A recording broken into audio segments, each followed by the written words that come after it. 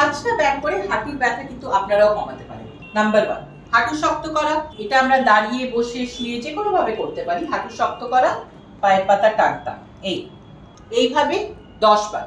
Number 2 হচ্ছে কি দুটো অ্যাঙ্গেলে পাটা তোলা।